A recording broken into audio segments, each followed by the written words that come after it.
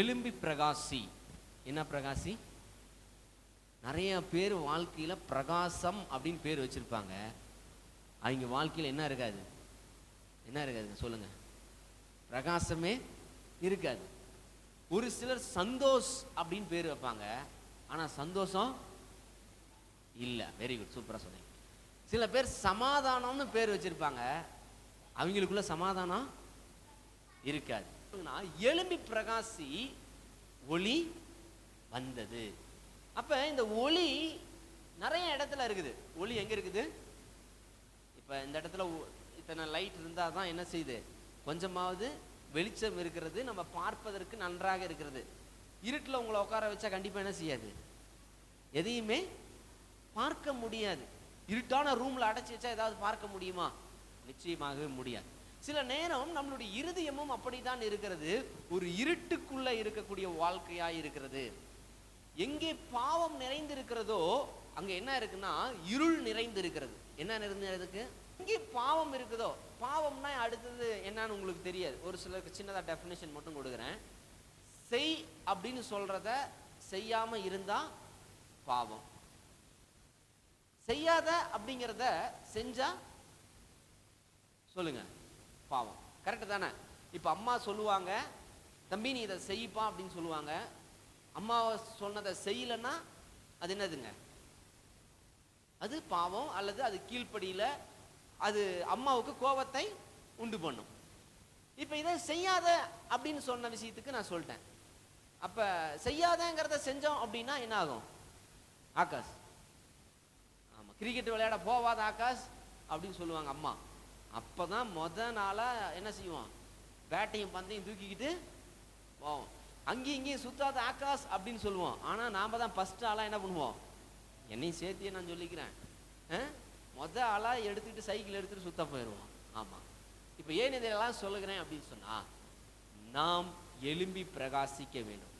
நிறைய பேர் என்ன பிரகாசம் பண்றாங்கன்னா, தீய வாழ்க்கையிலேயே பிரகாசமா இருக்கிறாங்க. தீய வாழ்க்கையில பிரகாசமா இருக்கிறாங்க. திருடுறதுல பிரகாசம், பொய் பேசுறதுல பிரகாசம், கெட்ட வார்த்தை பேசுறதுல பிரகாசம், அடுத்தவங்களுக்கு துரோகம் நினைப்பதில் பிரகாசம். ஆனா நன்மை செய்கிறதுல அந்த பிரகாசம் கொஞ்சம் எப்படி இருக்குது? குறைஞ்சி ரொம்ப கம்மியா இருக்கு. நம்மளுடைய வாழ்க்கையிலே நாம் யோசித்து பார்க்க வேண்டும், நம்ம எதுக்கு அதிகமான முக்கியத்துவம் கொடுக்கிறோம்? ஒருவேளை நன்மை செய்வதற்கான காரியங்களுக்கு முக்கியத்துவம் கொடுக்கிறோமா? ஒருவேளை தீமையான காரியங்களுக்கு முக்கியத்துவம் கொடுக்கிறோமா என்று சொல்லி யோசித்து பார்க்க வேண்டும். இப்ப ஒளி வந்தது. இப்ப நன்மை செய்கிறவர்களுக்கு கர்த்தர் துணை நிற்கிறார். தீமை செய்கிறவர்களுக்கு கர்த்தர் என்ன செய்ய மாட்டாருங்க? துணை நிற்பதே இல்லை. இந்த நாளிலும் கர்த்தர் நமக்குள்ள இருந்தார்னா நம்மிடத்திலிருந்து நன்மை வெளிப்படும். என்ன வெளிப்படும் தம்பி? நல்ல காரியங்கள் வெளிப்படும். ஒருவேளை நம்ம இடத்துல அந்த ஒளி இல்லை அப்படின்னு சொன்னா பாவமான காரியங்கள் தான் என்ன செய்யுது? வெளிப்படும். சரி, இப்ப அந்த ஒளி என்ன அப்படிங்கறத உங்களோடு கூட நான் பகிர்ந்து கொள்ள விரும்புகிறேன். இந்த நாளிலே ஒரு விசை நாம மீண்டும் அந்த வசனத்தை நாம் தொடர்ந்து வாசிக்க போறோம். கர்த்தருடைய மகிமை உன்மேல் உதித்தது, இதோ இருள் பூமியையும் காரிருள் ஜனங்களையும் மூடும். ஆனாலும் உன்மேல் கர்த்தர் உதிக்கிறார். இந்த நாளிலே கர்த்தர் சொல்லுகிற வார்த்தை, கர்த்தர் நம்மீது உதிக்கிறவராய் இருக்கிறார். இப்ப நான் சொல்றது எல்லாமே இருதயத்தை குறித்து சொல்றேன். இருதயம் மிகவும் அருமையா இருக்குது, அது ரொம்ப பிரகாசமா இருக்கிறது. எத்தனை பேருக்கு இருதயம் அருமையா இருக்கு சொல்லுங்க பார்க்கலாம். ஏன் இருதயம் ரொம்ப அழகா இருக்குது? கை வச்சு சொல்லுங்க. இதுக்குள்ள பாவம் இல்லை. நிறைய பேருக்கு கை இங்க வரவே மாட்டேங்குதே. ஆமா, ஓகே, சொல்லுங்க, பரவாயில்ல, இருந்தாலும் பரவாயில்ல. இன்னைக்கு சொல்லுங்க, கர்த்தர் மாத்திடுவார். ஆமென். இன்னைக்கு சொல்ல மாத்திட்டார், மாத்துவார், மாற்றுவார், மாற்றிக்கொண்டே இருக்கிறார். ஆகவே சொல்லுங்க, கர்த்தர் என் வாழ்க்கையை போல இருக்குது, என் இருதயத்தை சுத்தமாக்குகிறார். இன்னைக்கு என்ன சொல்றான்னா, உங்க இருதயம் இன்றைக்கு சுத்தமாக்க, ஏன் இருதயம் கர்த்தர் இன்றைக்கு சுத்தமாக்குகிறார். ஆமென், ஆமென். சரி, ஓகே, ஒரு வசனத்தை குறித்து நாம் வாசிக்கலாம். எபேசியர் 5ஆம் அதிகாரம் 14வது வசனத்தை நாம் வாசித்து கேட்க இருக்கிறோம். ஆதலால் தூங்குகிற நீ விழித்து மரித்தோரை விட்டு எழுந்திரு அப்பொழுது கிறிஸ்து உன்னை பிரகாசிப்பார் என்று சொல்லி இருக்கிறார். இப்ப கர்த்தர் சொல்லுகிற வார்த்தை என்னன்னா, தூங்குகிறீங்க பாத்தீங்களா, அவங்க கிட்ட இருந்து நீங்க என்ன செய்யுங்க, எந்திரிங்க. தூங்குகிற நீ எதுல இருந்து எந்திரிக்கணும், என்ன பண்ணும், தூக்கத்திலிருந்து, மரித்தோரிலிருந்து. சொல்லுங்களேன்.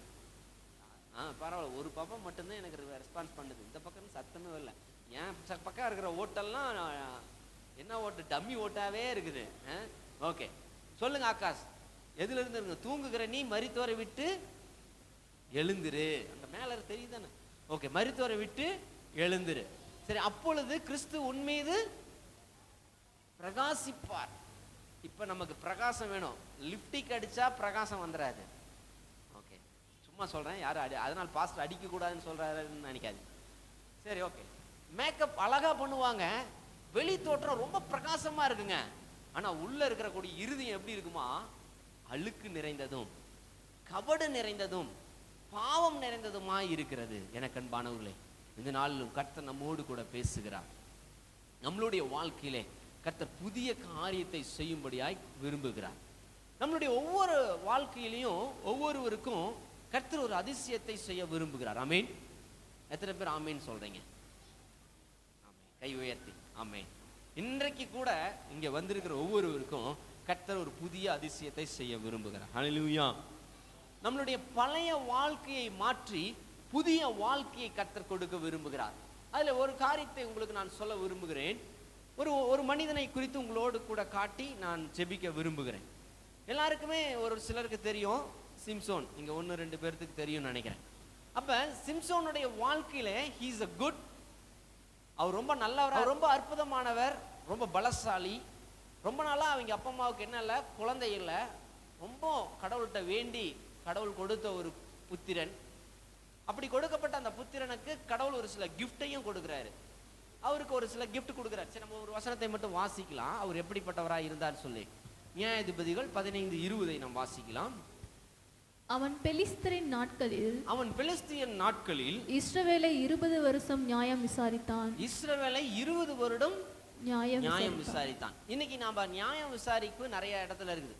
ஒரு காலத்து அந்த நாட்களை பார்த்தோம்னா பஞ்சாயத்து அப்படின்னு சொல்லுவாங்க. ஒரு ஆலமரத்தடியில ஒரு சொம்ப வச்சுக்கிட்டு நீ தப்பு பண்ணிட்ட, நீ தப்பு பண்ண அப்படின்லாம் இருந்தது. அதுக்கு பேர் அந்த நாட்களில் கட்ட பஞ்சாயத்துன்னு நினைக்கிறேன். அப்படி நடந்துட்டு இருந்தது. அப்புறமா கவர்மெண்ட் என்ன செஞ்சது, இதெல்லாம் நாங்களே பார்த்துக்கிறோம், நீங்க இதெல்லாம் செய்ய வேணாம்னு காவல்துறை கொண்டு வந்துருச்சு. நீதிமன்றங்கள் வந்தது. அப்புறம் உயர் நீதிமன்றம், அதுக்கு மேல சுப்ரீம், நிறைய இருக்குது. சரி, அதை நமக்கு தேவையில்லை. அப்ப அன்றைக்கு அவர் ஒரு நீதிபதியாய் இருந்தார் என்று சொல்லி பார்க்கிறோம். ஒரு குற்றம் செய்தால் அவர் என்ன செய்யணும், நியாயம் தீர்க்கணும் அப்படின்னு சொல்லி என்ன செய்தாரு, அவரை நோக்கி அவர்களுக்கு ஒவ்வொருத்தரையும் நியாயத்தீர்ப்பதுதான் அவருடைய வேலை. சரி, இப்படி இருக்கும்போது இவருக்கு கடவுள் ஒரு பெரிய கிஃப்ட் ஒன்று கொடுத்திருந்தார். நியாயாதிபதினா எல்லாருக்கும் பார்த்தோன்னா என்னவா இருக்கும், ஒரு பயம் இருக்குமா இருக்காதா? கண்டிப்பா, ஐயோ நம்ம மேல ஏதாவது தப்பு சொல்லிடுவாரோ, நம்ம மேல ஏதாவது தவறு வந்துருமோ, அவர் நம்ம மேல எதுவும் சொல்லிடக்கூடாது அப்படின்னு சொல்லி அவர் பார்த்தோன்னு ஒரு பயம் இருக்கும். இப்படி இருக்கும்போது அவர் பயங்கரமான இருந்தாரு, அதோடு கூட பயங்கர பலவானா இருந்தார். அவர் பலவானா இருந்ததுக்கு சில காரணங்கள் உண்டு. ஒருவேளை சிங்கத்தையே கூட என்ன செஞ்சாராம், கொல்லக்கூடிய அளவுக்கு அவர் என்ன செய்தாரு, பலன் இருந்தது. அவர் என்ன செய்தார், கழுதியின் தாடையை எடுத்து அடித்து கூட எத்தனையோ பேரை என்ன செய்தாரு, கொன்று போட்டார் அப்படின்னு சொல்லி பார்க்கிறோம். ஒருவேளை நம்மளுடைய வாழ்க்கையிலும் அவர் ரைஸ் அண்ட் சைன், அவர் ஆண்டவருக்காக எழுந்தார், பிரகாசித்தார். நம்மளுடைய வாழ்க்கையிலையும் நாம கூட அப்படி சில நேரங்கள்ல வாய்ப்பு கிடைக்கும். நம்ம அந்த வாய்ப்பை நழுவு விட்டோம்னா கடைசி வரைக்கும் நமக்கு என்ன செய்யாது, கிடைக்கவே கிடைக்காது. சில நேரங்கள்ல தான் வாய்ப்பு வந்து நம்ம வீட்டு கதவை தட்டும். அன்னைக்கு நம்ம விட்டுட்டோம்னா மறுபடியும் கிடைக்கவே கிடைக்காது. மறுபடியும் அதுக்காக நம்ம என்ன செய்யணும், ரொம்ப நாள் காத்திருக்க வேண்டியதா இருக்கும். ஒருவேளை இவருடைய வாழ்க்கையிலும் இன்னொரு சம்பவத்தை குறித்து நான் வாசிக்க விரும்புகிறேன். நியாயாதிபதிகள் 15:15 நாம் வாசிக்கலாம். உடனே அவன் ஒரு கழுதையின் பச்சை தாடை எலும்பை கண்டு தன் கையை நீட்டி அதை எடுத்து அதனால் 1000 பேரை கொன்று போட்டான். எத்தனை பேரை கொன்றானுங்க? 1000. 1000 பேர். தாடை எலும்புன்னா என்னன்னு தெரியுதுங்களா? இங்க இருக்கக்கூடிய அந்த தாடை எலும்பு. அந்த காலங்கள்லாம் கத்தி நம்ம பார்க்கக்கூடிய பட்டயங்கள்லாம் அதிகமா இல்லை, எலும்புகளை தான் என்ன செய்தாங்க, ஷார்ப் பண்ணி பயன்படுத்தினாங்க. அப்ப அதை கொண்டு எத்தனை பேரை கொண்டு அவனுக்கு கடவுள் உதவி செஞ்சாரு? 1000 பேர். அன்னைக்கெல்லாம் யுத்தம் தான். இன்னைக்கெல்லாம் நம்ம ஊர்ல சண்டை கிடையாது, யுத்தங்கள் கிடையாது. ஆனாலும் சில இடங்கள்ல நம்ம நடந்து கொண்டிருக்கு. இப்ப ரீசெண்டா ஒரு இடத்துல நிறைய யுத்தங்கள் நடந்துச்சு, எல்லாருக்கும் தெரியும் நினைக்கிறேன். அங்க நடந்த ரஷ்யாவில் நடந்த அந்த போர்னால நம்ம ஊர்ல பால் பாக்கெட்டு எல்லாமே விலை உயர்ந்தது, பெட்ரோல்ல இருந்து எல்லாமே விலை உயர்ந்து போச்சு. சரி இருக்கட்டும். அப்ப அந்த நாட்களில் யுத்தம் நடந்தது. அந்த யுத்தத்தில் எல்லாவற்றிலும் சிறந்தவனாய் இருந்தான். இவர் சிறந்தவனாய் இருப்பதற்கு ஒரு காரணம் இருந்தது. என்ன காரணம்னா, அவங்க அப்பா அம்மா செய்த பொருத்தனை. அவங்க அப்பா அம்மா செஞ்ச, நம்ம பிள்ளைகளை குறித்து நாம் ஒரு திட்டத்தை வச்சிருப்போம் தானே. என் பிள்ளையை நான் இப்படி வளர்த்தணும், இப்படி செய்யணும், இப்படி நம்மளுடைய வாழ்க்கையிலே அவர்களை மேம்படுத்த வேண்டும் என்றதான திட்டத்தை வைத்திருப்போம். அப்படிப்பட்டதான திட்டத்தை தான் தன்னுடைய அம்மாவுக்கு தேவதூதன் வெளிப்படுத்தினார். அதன் சொன்னபடி 1வது காரியம் என்னன்னா, அவர் மது அருந்த கூடாது. ஃபர்ஸ்ட் கட்டளை என்ன சொன்னார்னா, என்ன சொல்றாரு? தண்ணி போடக்கூடாது. சரி.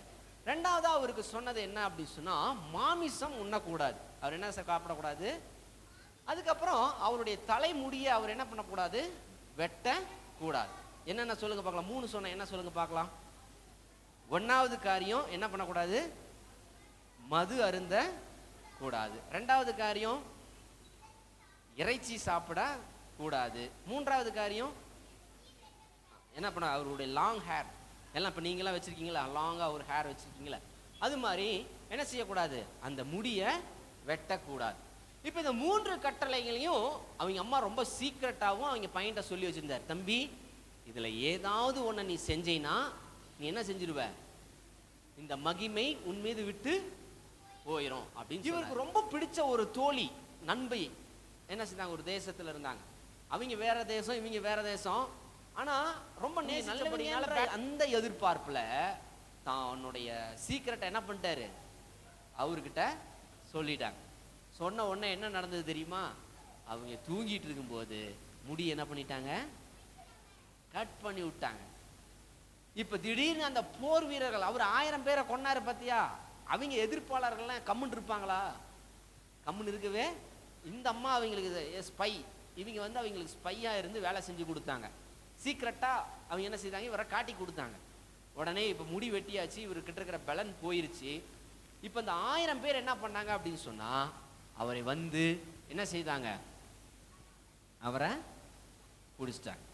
ஒரு முறை கூட இவர் என்ன செய்தார்னா, காட்டுல பிரயாணம் பண்ணிட்டு இருக்கும்போது ஒரு தேன் என்ன செஞ்சது, மரத்துல இருந்து ஒழுதுட்டு இருந்துதான். ஒரு சிங்கத்தின் மேல, மாம்சத்தின் மேல, ஒரு இறந்த சிங்கத்தின் மேல அது என்ன ஒரு தேன் வந்தது, விழுந்தது.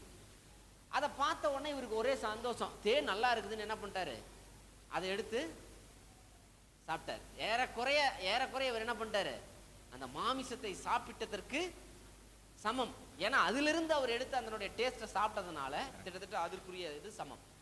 அவர் என்ன செய்தாங்க, பிடித்து அழைத்து கொண்டு அவர் என்ன செய்தாங்க, கொண்டு போயிட்டாங்க. இப்ப இவர் பலன் உள்ளவனா இருந்தான், ரொம்ப அற்புதமான இருந்தான். இவனை என்ன பண்ணாங்கன்னா, கண்ணை ரெண்டையும் சொல்லுங்க, கண்ணை ரெண்டையும் பிடுங்கிட்டாங்க.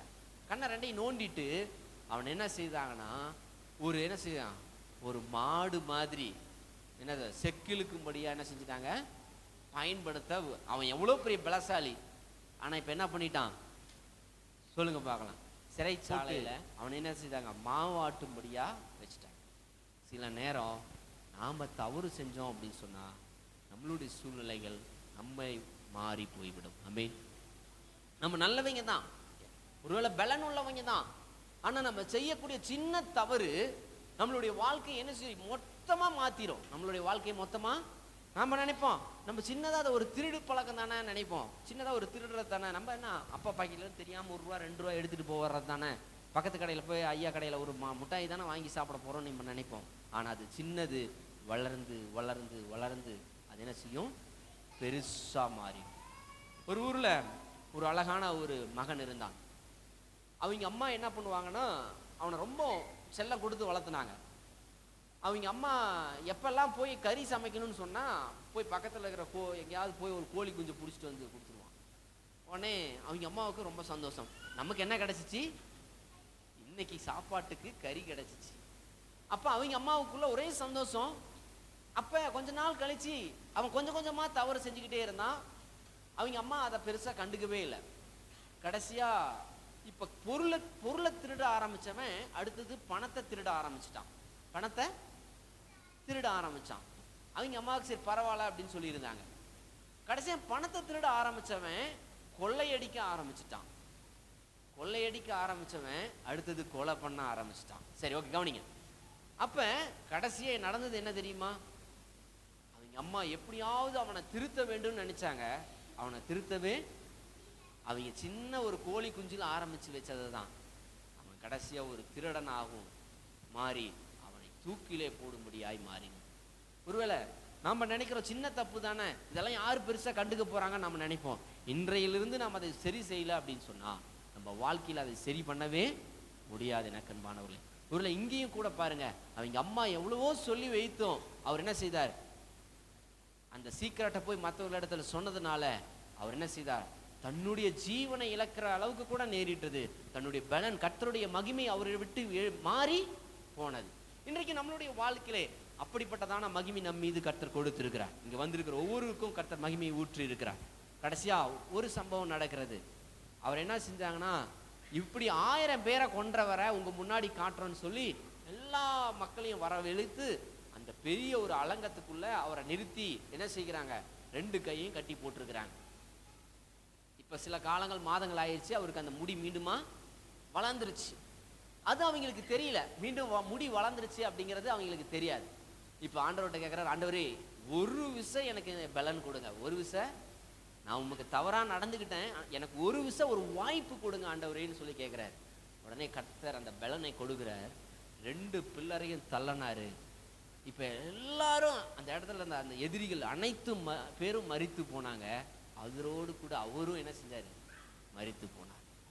ஏன் நான் சொல்கிறேன் என்று சொன்னால், ஒருவேளை சில கீழ்ப்படியாத தன்மை நமக்குள் இருக்கும் என்று சொன்னால், ஒருவேளை பாவமான காரியங்கள் நமக்குள் இருக்கும் என்று சொன்னால், ஒரு விசை கர்த்தரிடத்தில் நாம் கேட்டு மன்னிப்பை பெற்றுக்கொள்ளும்படியா ஒரு விசை அதை என்ன செய்தார்? 2 பில்லரையும் தள்ளின உடனே அந்த 2 பில்லர் என்ன செஞ்சிருச்சு? கீழே விழுந்து மொத்தமா அந்த தேசத்தில் இருக்கிற அநேகர் என்ன செய்தார்கள்? மரித்து போனார். கடைசியா யாராலையும் அந்த பலனை என்ன செய்ய முடியல? கண்டுபிடிக்க முடியல. தான் வாயினாலே அறிக்கை செஞ்சதுனால தான் அந்த பலன் என்னவென்று அவருக்கு தெரியுது. ஒருவேளை இன்றைக்கு நாம் இங்கே வந்திருக்கிறோம். கர்த்தர் நமக்குள்ள ஒரு பலனையும் ஒரு பலத்தையும் ஒரு தாளந்தையும் கொடுத்திருக்கிறார். அதை நம் ஆண்டவருடைய சமூகத்திலே நாம் ஒரு விஷயம் ஆண்டவர் நோக்கி பார்த்து, கர்த்தரே, கர்த்தாவே, எனக்கு இந்த பலனை இன்னும் கொடுங்கப்பா, ஒருவேளை இந்த தாளந்தை இன்னும் அதிகப்படுத்திக்க எனக்கு உதவி செய்யுங்க என்று சொல்லி நாம் ஆண்டவர் நோக்கி கேட்க போகிறோம். ஒரே வசனத்தை நாம் வாசிக்க போகிறோம். சங்கீதம் 68 19 20 வசனங்களை நாம் வாசித்து நாம் முடிக்க இருக்கிறோம். என்னாலும் ஆண்டவருக்கு ஸ்தோத்திரம் உண்டாவதாக. என்னாலும் ஆண்டவருக்கு ஸ்தோத்திரம் உண்டாவதாக. நம்மேல் பாரம் சுமத்தினாலும், நம்மேல் பாரம் சுமத்தினாலும், பாரம் சுமத்தினாலும் அவர் நம்மை ரட்சிக்கிற தேவன் அவரே. அவர் நம்மை ரட்சிக்கிற தேவன் அவரே. நம்முடைய தேவன், நம்முடைய தேவன் ரட்சிப்பை அருளும் தேவனாய் இருக்கிறார். ரட்சிப்பை அருளும் தேவனாய் இருக்கிறார். ஆண்டவராகிய கர்த்தரால், ஆண்டவராகிய கர்த்தர் அவர் மரணத்திற்கு நீங்கும் வழிகள் உண்டு. மரணத்திற்கு நீங்கும் வழிகள் உண்டு. ஒருவேளை இந்த நாளிலே ஒருவேளை அவர் மரித்து போயிட்டாருன்னு நினைக்கலாம். அது அவருடைய வாழ்க்கையிலே அவர் கேட்டுக்கொண்டபடி கர்த்தர் செய்தார். ஒருவேளை அவருக்கு, ஆண்டவரே, நான் எனக்கு ஒரு மன்னிப்பை கொடுங்கப்பா, நான் ஒரு தடவை கூட இவங்களை நான் மன்னிக்கணும், எனக்கு இந்த மரணத்திலிருந்து நீங்கும் வழியை கொடுங்கன்னு கேட்டிருந்தா கண்டிப்பா கிடைச்சிருக்கும். அவருக்கு என்ன செஞ்சிருக்கும்? கிடைச்சிருக்கும். ஆனா அவர் அதை கேட்கல. அவர்களை அழிக்க வேண்டும், உம்முடைய ராஜ்யத்தை திட்டத்தை நான் செய்ய வேண்டும் என்று கேட்டுக்கொண்டபடி அவருடைய வாழ்க்கையில் நடந்தது. ஒரு விஷயம், இந்த நாளை கண்களை மூடி ஆண்டவர் நோக்கி பார்த்து நாம் இப்பொழுது ஜெபிக்க போகிறோம். அப்பா, உங்க கரத்துல நான் அர்ப்பணிக்கிறேன் ஆண்டவரே. ஆண்டவர், இந்த சிம்சோனுக்கு ஒற்ற பலத்தை நீர் எங்களுக்கு கொடுங்கப்பா. ஒருவேளை நாங்கள் பலவீனமாக இருக்கலாம், ஒருவேளை நாங்கள் செய்கிற வேலையில பலவீனமாக இருக்கலாம், என் குடும்பத்தில் நான் பலவீனமாக இருக்கலாம். எல்லாவற்றிலும் எல்லா சோதனைகளையும் நீர் மாற்றி ஒரு புதிய கிருபையும் பலனையும் எனக்கு ஊற்றும் ஆண்டவரே என்று சொல்லி ஒரு விசை கண்களை மூடி இப்பொழுது நாம் ஜெபிப்போமா? கண்களை மூடி ஆண்டவர் நோக்கி பார்த்து, அப்பாவா, அப்பா, உங்க கரத்தில் அர்ப்பணிக்கிறேன். அன்று சிம்சோனுடைய வாழ்க்கையில நீர் செய்த அந்த காரியம், அன்று அந்த ஆசீர்வாதம், அவன் மீது இருந்த மகிமை எங்கள் மீது இருக்க உதவி செய்யும். ஒருவேளை ஆண்டவரே, எங்கள் வாழ்க்கையில அந்த மகிமையை நாங்கள் இன்னும் பெற்றுக்கொள்ள நீர் உதவி செய்யுங்கப்பா, கிருபையை பாராட்டுங்கப்பா. என்று சொல்லி ஒரு விசை கண்களை மூடி அவர் நோக்கி பார்த்து நாம் ஜெபிப்போம். ஹல்லேலூயா. கிருபையாய் கிருபையாய் ஒரு விசை ஆண்டவரை நோக்கி பார்த்து. குயவனே குயவனே படைப்பின் காரணரே, களிமண்ணான என்னையுமே கண்ணோக்கி பார்த்திடுமே. ஒரு விசை கண்களை மூடி அவர் நோக்கி. குயவனே குயவனே படைப்பின் காரணரே, களிமண்ணான என்னையுமே கண்ணோக்கி பார்த்திடுமே. ஒரு விசை மீண்டும் இந்த வார்த்தையை சொல்லுவோம். குயவனே குயவனே குயவனே படைப்பின் காரணரே, களிமண்ணான என்னையுமே கண்ணோக்கி பார்த்திடுமே. குயவனே குயவனே படைப்பின் காரணரே. கண்களை மூடி அவர் நோக்கி பார்த்து சொல்லுவோமா. களிமண்ணான என்னையுமே கண்ணோக்கி பார்த்திடுமே கண்ணோக்கி பார்த்திடுமே. நாம் யாவரும் எழுந்து நிற்போம் ஆண்டவருடைய சமூகத்தில். ஒருவேளை என்னால் முழங்கால் படியிட முடியும் என்கிறவர்கள் முழங்கால் படியிட்டுக் கொள்ளலாம். ஒருவேளை நான் எழுந்து நிற்கின்றேன். கர்த்தர் சொன்ன இந்த வார்த்தையின்படி ஆண்டவர் நோக்கி பார்த்து. இன்றைக்கு கூட சங்கீத தியானத்திலே பாஸ்டர் அவர்கள் சொன்னாங்க, ஆகாது என்று தள்ளப்பட்ட கல் மூளைக்கு தலைக்கல் ஆயிற்று என்று சொல்லி. இதனாலும் ஒரு விசை கண்களை மூடி அவர் நோக்கி பார்த்து சொல்லு. ஆண்டவரை நோக்கி ஜெபிப்போம். மகா இரக்கமும் கிருபையும் நிறைந்த நல்ல தகப்பனே, இந்த ஆசீர்வதிக்கப்பட்ட இந்த நாள் நம்முடைய சமூகத்தில் நாங்கள் வருகிறோம் அப்பா. நீர் கிருபையும் இரக்கமும் சமாதானமும் ஒவ்வொரு மீதும் ஊற்றிருக்கிற தயவுக்காய் நன்றி செலுத்துகிறோம். நீர் ஒரு விசை நீர் எங்களை தொட்டு ஆசீர்வதிங்க. உம்முடைய கிருபையால் நீர் என்னை நிரப்பும் ஆண்டவரே. இங்கே வந்திருக்கிற ஒவ்வொருவரையும் நீர் ஆசீர்வதிங்க. அன்று கர்த்தர் நீர் அவர்களுக்கென்று வைத்திருக்கிற அந்த ஆசீர்வாதத்தை அவர்கள் பெற்றுக்கொள்கிற கிருபை நீர் பாராட்டும்படியாக ஜெபிக்கிறேன்.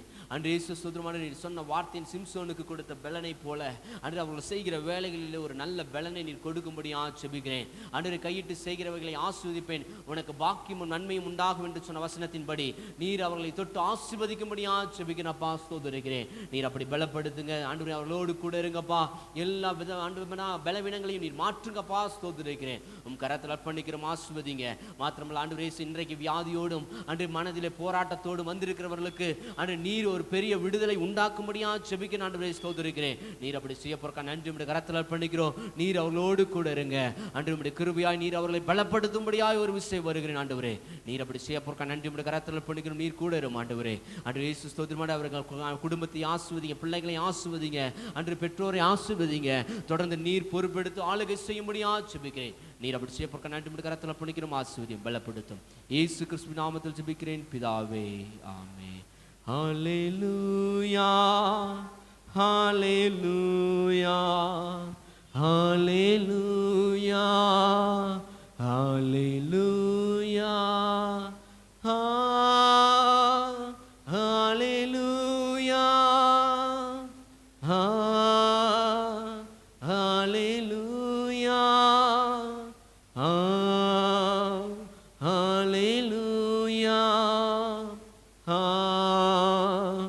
ஹல்லேலூயா. என் ஆத்துமாவே கர்த்தரை ஸ்தோத்திரி, என் முழுமை பரிசுத்த நாமத்தை ஸ்தோத்திரி. என் ஆத்துமாவே கர்த்தரை ஸ்தோத்திரி, அவர் செய்த சகல உபகாரங்களையும் இன்றும் இன்றும் சதா காலம் மறவாதே. ஆமென்.